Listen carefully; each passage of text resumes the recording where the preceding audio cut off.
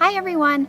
Today I am starting a new series on my Chronically Kyli channel, and basically I'm going to be making videos of me sitting on this bench talking about different things in life and maybe things that are on my mind or life lessons that I've learned and just things like that. I've always kind of thought of this as my little daydreaming thinking bench, so I'm gonna let you guys be a part of that now, and I'm hopeful that you'll post video replies and we can get some conversations going about some stuff. Some of it will directly relate to POTS and chronic illness, and some of it might not. So I hope you enjoy it. Today I wanted to talk about angels. How many of you believe in angels? How many of you have had somebody come into your life who you think might have been an angel? I know that when some people think about angels, they think about cherubs and they think about these winged creatures who come rescue you from whatever it is that you're facing.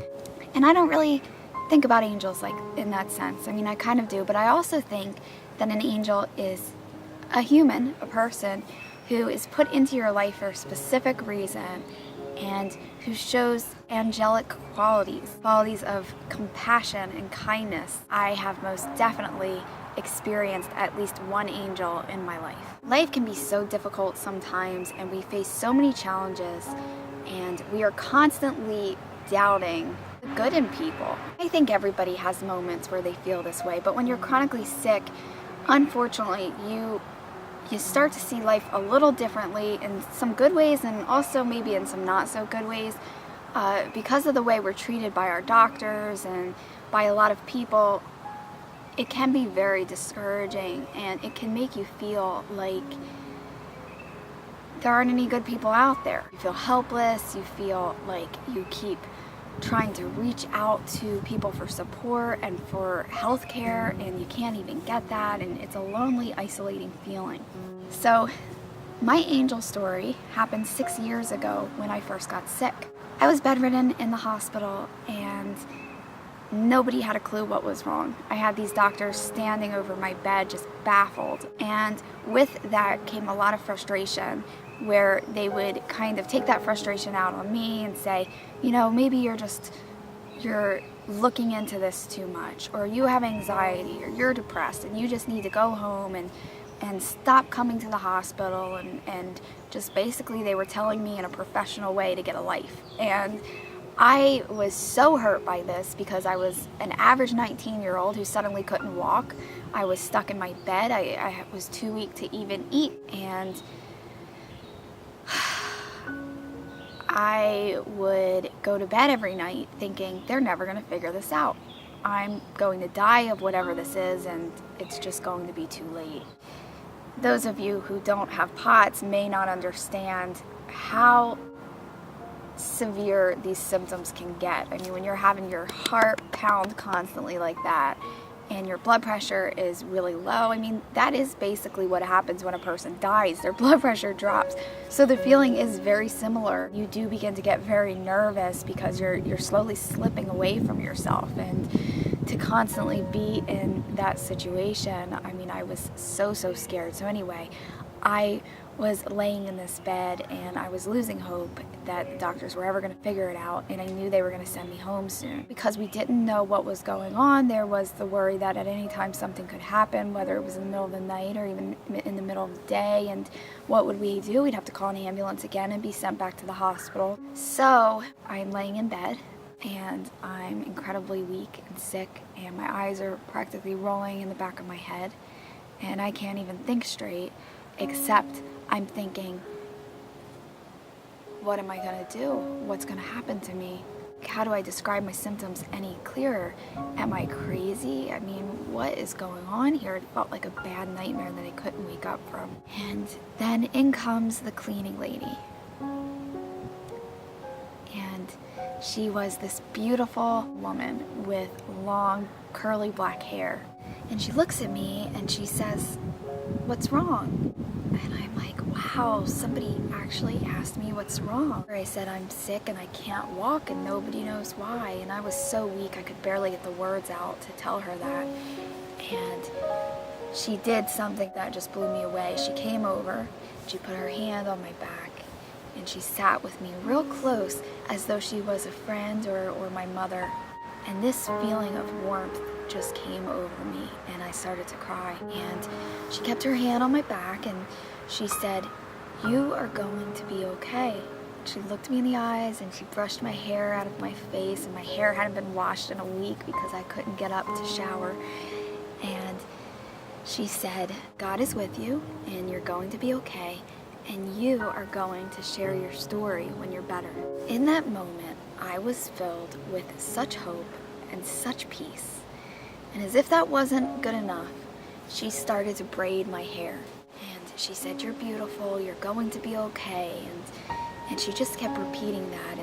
And then she took my hands, and this is after she had put a French braid in my hair. She took my hands and she started to pray with me in Spanish. And I knew in that moment that I was witnessing something really remarkable. I felt like, oh my gosh, God has finally shown me something positive. It was amazing. She left her name and her address on a piece of paper, and I remember thinking her name was Angela, which was so close to Angel. I did send her some flowers and a thank you note later on, but I never did get a reply.